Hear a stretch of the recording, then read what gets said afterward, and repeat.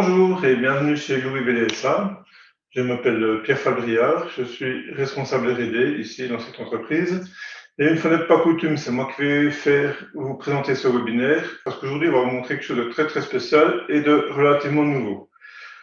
Alors, on va entrer tout de suite dans le vif du sujet. Vous avez déjà vu ce genre de pièce là? Là, typiquement, c'est un implant dentaire.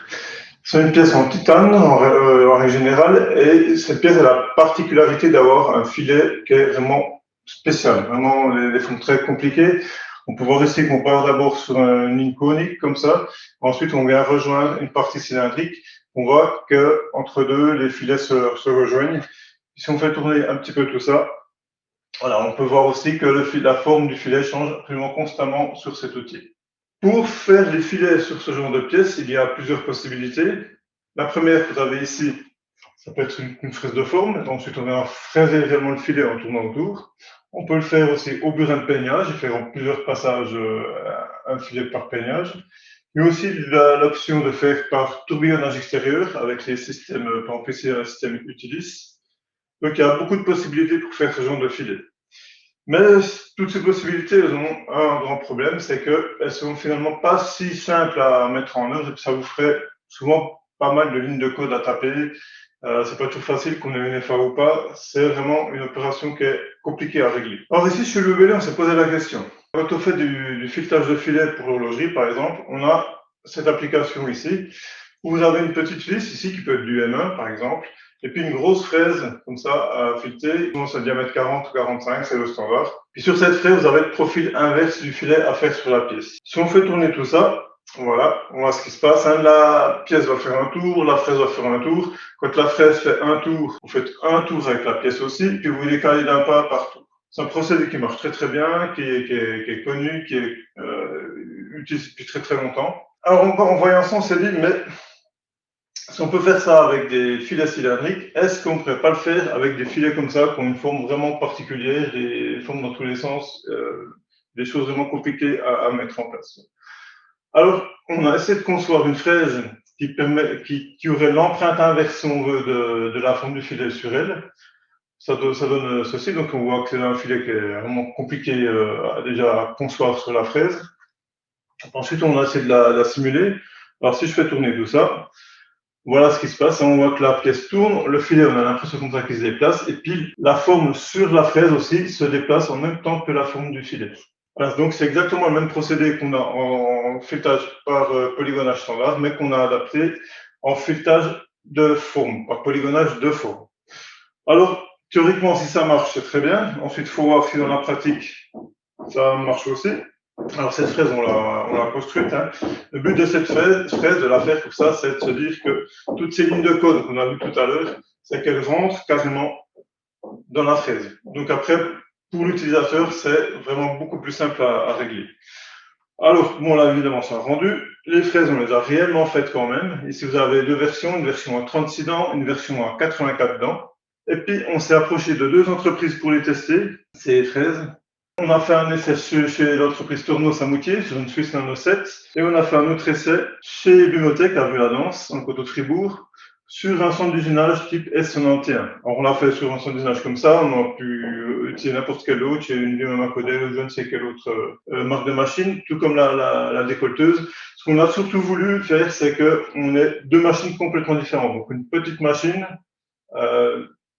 pas dire faible, mais une machine qui est petite parce qu'elle est faite pour faire des petites pièces, justement, et un plus gros centre d'usinage qui est beaucoup plus rigide et qui aura certainement aussi beaucoup plus de couple dans sa broche.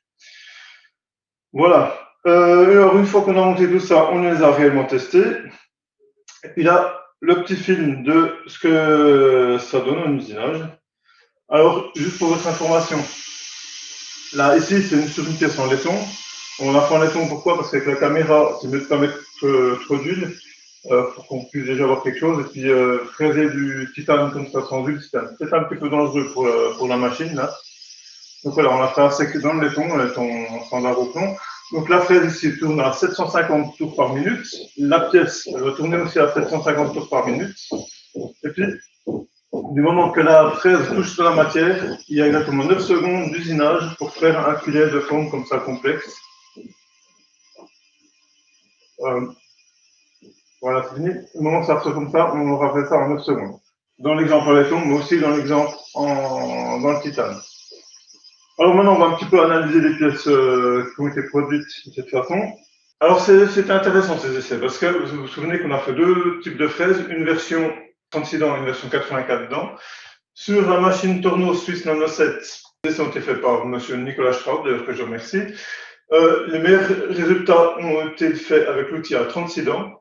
Et puis sur la Bumotech S191, où les essais ont été faits par M. Pierre-André Brulart, c'est l'outil à 84 dents qui a donné les meilleurs résultats. Donc on voit déjà qu'à l'aspect, on était déjà bien content de ce qu'on avait pu faire. Ensuite, on a voulu comparer le profil théorique par rapport au profil obtenu. Et voilà ce qu'on a pu avoir. Donc on a mis la pièce là et un DXF par-dessus. Je ne sais pas si vous voyez bien depuis chez vous, mais on remarque qu'il y a quelques petits microns des fois qui se baladent à droite, à gauche, mais la forme générale est vraiment très bonne. On voit aussi ces points de jointure qui étaient un peu compliqués avant, quand le filet conique, le filet cylindrique se rejoignent là. Ils sont vraiment bien sortis. Ça correspond vraiment très bien au DXF qu'on a eu au départ. Ce nouveau procédé, on l'a appelé le filetage par polygonage de forme. Et puis maintenant, je vais vous montrer ce qu'on peut faire aussi avec. C'est ça qui est peut-être intéressant. Déjà, les avantages de ce procédé, c'est que c'est très simple à régler. Finalement, vous devez mettre votre fraise parfaitement perpendiculaire par rapport à la pièce à tailler.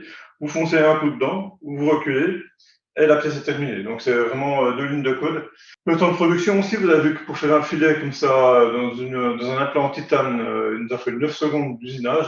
Du moment que la fraise touche la matière, quand elle en sorte, il y a 9 secondes qui se passent. Aussi, ça ouvre la voie à de nombreuses nouvelles possibilités, des choses intéressantes, souvent pour pas mal de monde. Si on a pu faire un filet de forme complexe comme on avait avant, on pourra très bien faire aussi un filet conique de ce style-là. Là aussi, on pourra se mettre perpendiculaire par rapport à l'axe, on fonce dedans, on ressort, le filet sera fait. Chose intéressante aussi, ça peut être très utile pour faire des filets à pas variables. Alors là, c'est un exemple un petit peu extrême. J'ai commencé par faire un pas de 0,6, ça finit avec un pas d'1,20. C'est vraiment pour que les gens voient bien que c'est un filet variable.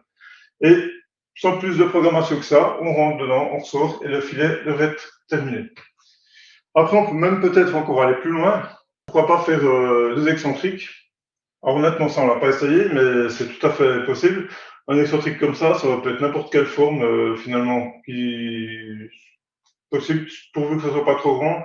On suppose que la limite là, ne faut pas dépasser 15 mm. Ça dépend un petit peu comment on l'a fait, ça dépend du nombre de dents, ça dépend de la machine bien sûr, pour éviter le plus possible les vibrations. Voilà. Donc c'est la nouveauté qu'on voulait vous présenter aujourd'hui.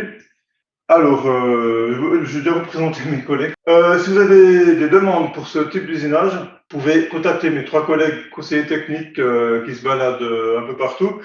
Loïc Herly et Hubert Choula s'occupent du marché suisse romand et Fabrice Berch s'occupe du marché français. Donc vous avez leur adresse email, leur numéro de téléphone ici. Toutes les personnes qui sont inscrites recevront un petit résumé de la présentation avec les contacts que vous pouvez avoir. Et puis bien sûr, la présentation sera aussi disponible sur YouTube, vous pourrez y accéder quand vous voulez. Voilà. Alors, j'ai pas de questions, ça prouve que j'étais super clair. Eh ben, s'il n'y a pas de questions, je vais vous laisser. Je vous remercie beaucoup pour votre écoute. Et puis, je vous souhaite, comme disent mes collègues, un bon usinage. Merci, au revoir.